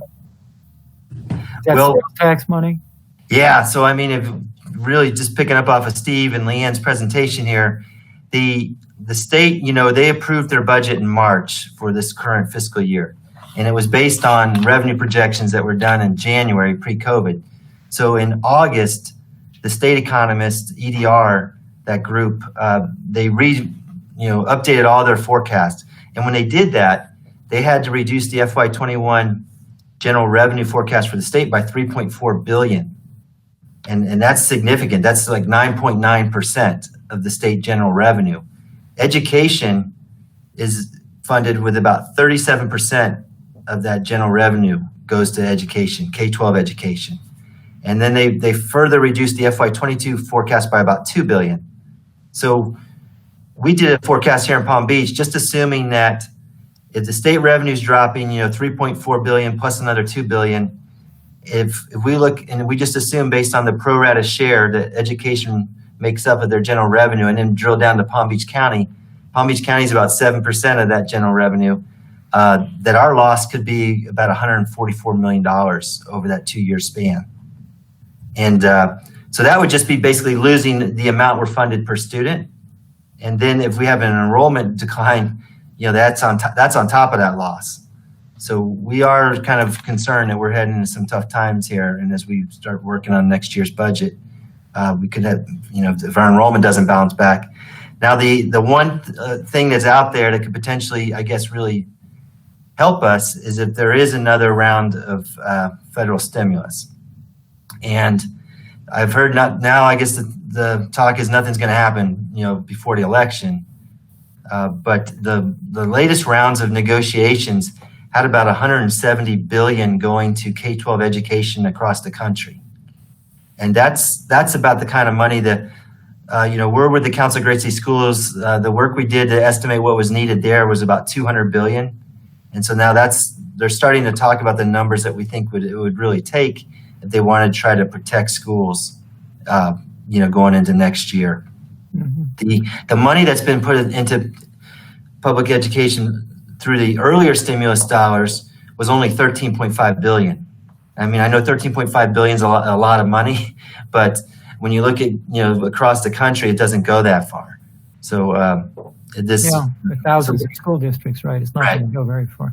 Right. So when we were talking before about our reserves, are we going to be able to manage with the reduction in state revenues from sales taxes and the rest of that?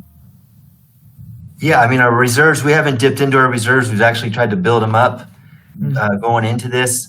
We can't, our strategy is not just to rely on our reserves. We're going to have to make adjustments to our budgets, both for the enrollment, and if the state reduces our funding per student, then, we're going to have to look for ways to reduce our operating cost. So there'll probably be a mix of, probably utilizing some level of reserves to try to smooth it out a little bit, and then also doing everything we can to bring down our operating cost. And there's some opportunities, we're not, this is a fluid situation right now. We've got about 58% of our students are still learning online, and that Right. we're starting to see, we expect to have about 45% of the kids back in our physical buildings next week when we start the second 9 weeks. But, so that means our school buses are running with much fewer students on them. We have a challenge with our food service program because it's based on the number of meals served, and their revenue is down. Now the feds are saying we can serve all our students for free, but we're still funded based on the number of meals served. So we're not anywhere near full capacity. So that's another budget issue I need to look at. Food service is usually independent. It's a special revenue. It's mostly federal revenue that supports that, but that's another area of concern now that we've got to look at and see if that's going to, have to be propped up to any degree by the operating budget. Yeah, so the federal stimulus is going to matter a lot, it sounds like. Federal stimulus is going to be critically important for FY22. And, so hopefully something will be done for education. The share of stimulus dollars that has gone to education today is very slight. And if you compare it back to the Great Recession when they had the ERA funds, which is the American Reinvestment and Recovery Act, there was a substantial, there was about $100 billion that went to education through the ERA funds.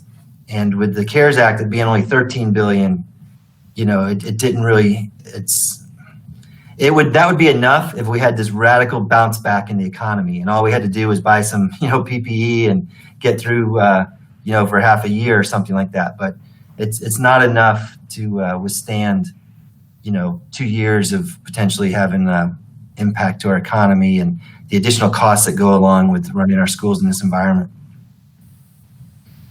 Okay. Thank Sorry, you. I raised that, but I thought it was. No, it's a good question. We'll be having a budget workshop with our board on December 9th, and we'll go into all this in great detail.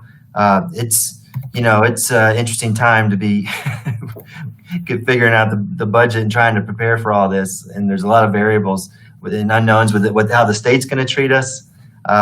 We're waiting a new executive order that's supposed to be coming out late November. That's going to tell us what we can do for this second semester and what may happen with our funding if we don't comply. So yeah, there's a lot going on. I'm always happy to talk about it. So thanks for the opportunity. Okay, where are we now, Leanne? Okay, I wanted to make sure the committee was comfortable canceling the December 5th meeting. I don't want to have you all come in. We would be meeting in person. The next meeting will be in person. The governor's executive order allowing virtual meetings will be expiring tomorrow. So the next meeting would be in person. So that's the reason we moved the annual debt report up. Normally we do the annual debt report and we do review policies, and we've completed the review of the policies already this year. And I don't have any other changes for them. So we can cancel that meeting without impacting anything. And then you don't have to worry about coming in. And so the meeting after that, the next meeting would be February 5th. Can we still get a Christmas breakfast then on February 5th? Well, that's my favorite part of that meeting is getting you all together and doing I call it the thank you breakfast. And, I was thinking about doing that. I said, well, how comfortable are people going to be getting a big room with no masks to eat? And I didn't think people were quite ready for that yet. So the breakfast will be postponed and we will do it at the first time I can figure out to do it when it's safe to get us all together.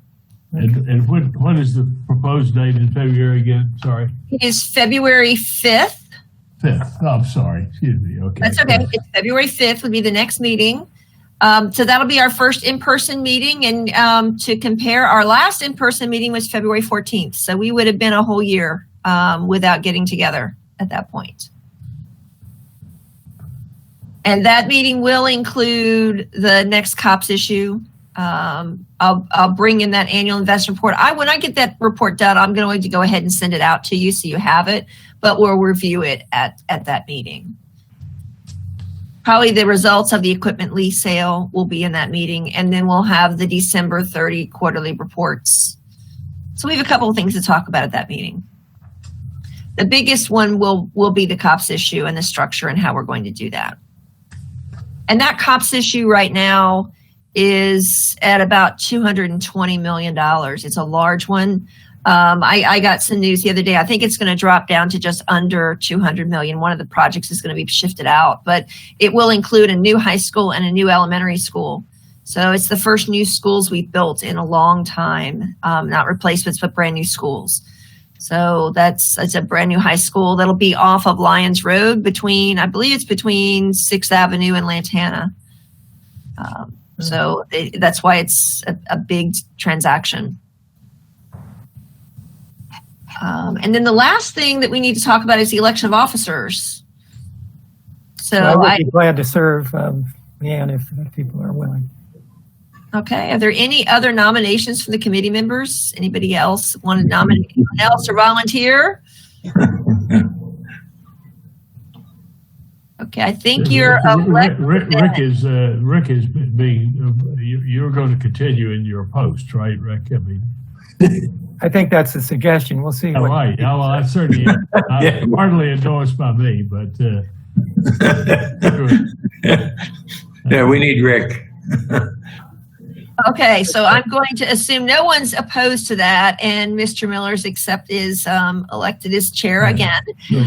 Our current vice chair is Dr. McDaniel. So I don't know if somebody wants to nominate him or someone else. Anyone can serve as vice chair. Yes, I propose him by all means. Okay. Nominate him. Second. Is anyone opposed? No. Okay. So our officers will stay the same.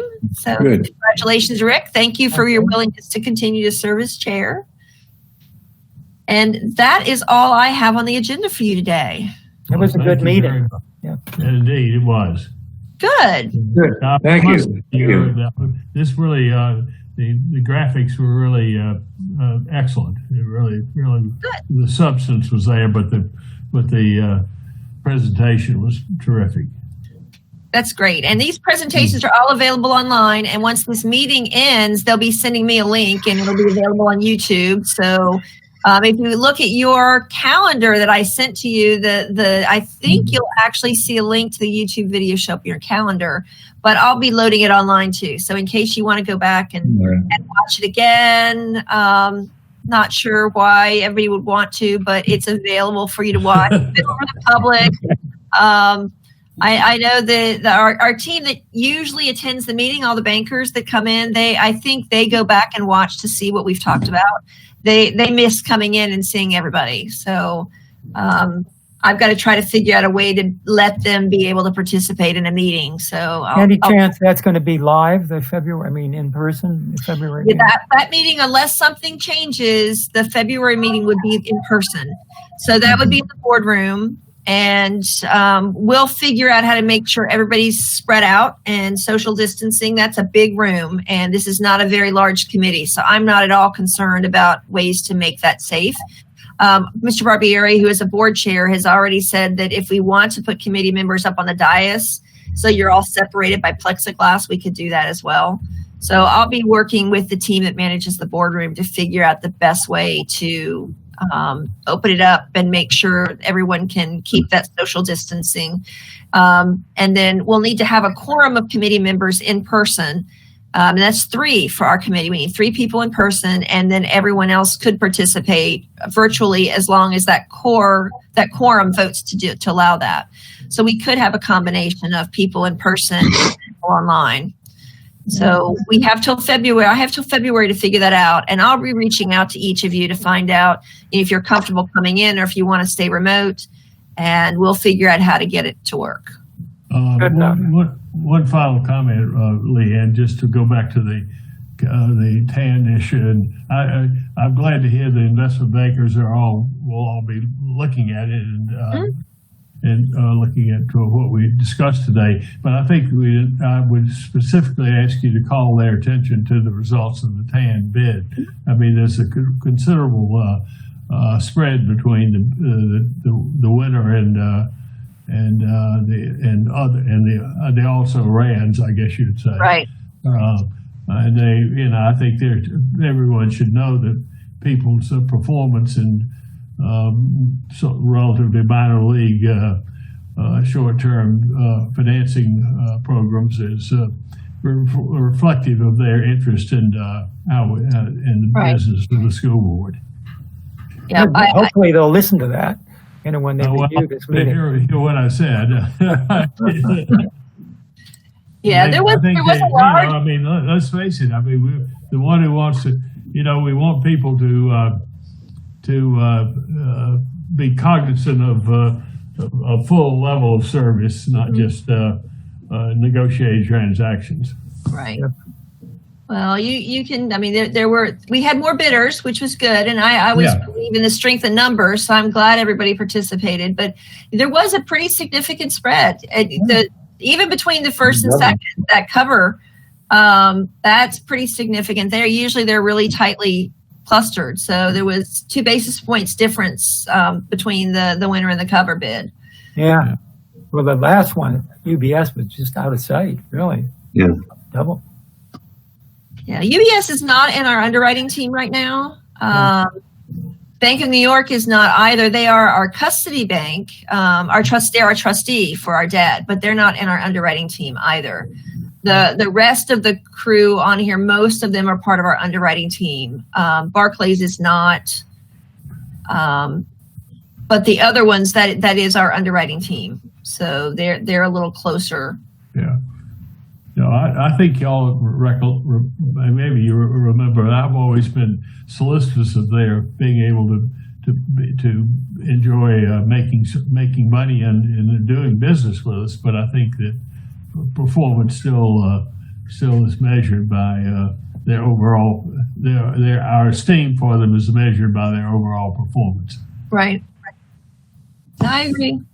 And I always make sure I send them a note in advance of the meeting. I think that's why we get so many bids, because I do send a note reminding them when the TAN sale is, and we hope to see a bid. Sometimes it's the underwriters that can really push that, and sometimes it's their short-term desks. Well, that's their problem. Figure out. It is. Internal politics of the place. Nobody knows like Bill Moore knows. Well, I don't know. Up to my ancient history with me. You all. Excellent performance. Everything was terrific today. Well, thank you very much. And I hope to talk to you again before that February meeting. I'll try to get in touch with each of you regarding future meetings. But if I don't get a chance to talk to you, we've got Thanksgiving coming up and the holidays. And the happy New Year. And most of all, I hope you all stay safe and well and be careful. I mean, we heard from Steve Alexander with some of the things going on with the virus. So please be careful and maintain your distance and do all the right things. It's going to be very challenging this year during the holidays. We echo the same thing. Thanks, Leanne. Yeah. Thank you. Thank you all very much. Have Good a meeting. Now. All right. Thank Okay. you. Thank you. Thanks, everybody. Bye. Bye-bye. See you. Yeah, George.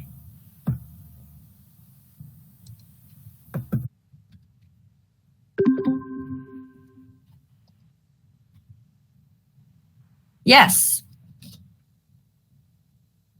We did. Yes, we did. I tried to keep it on schedule, so we're all good. Thank you very much, and good luck with your meetings later. Okay, bye.